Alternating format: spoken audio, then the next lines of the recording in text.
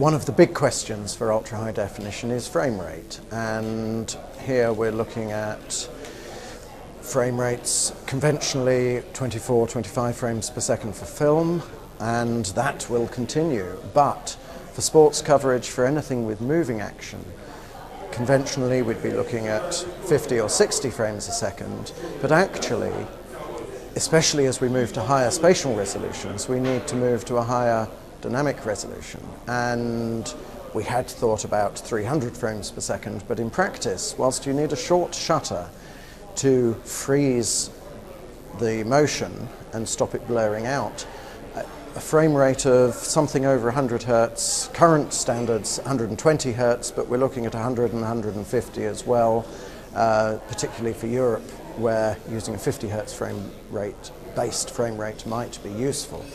So we're looking at those frame rates to see whether we can accommodate those, whether they need to be introduced into the standards. Certainly a frame rate above 100 frames per second is required for sports action. If you're going to follow the action and have smooth, lifelike motion, it's absolutely essential, I feel. And we started some work on this in 2008, which we demonstrated at the International Broadcasting Convention that year.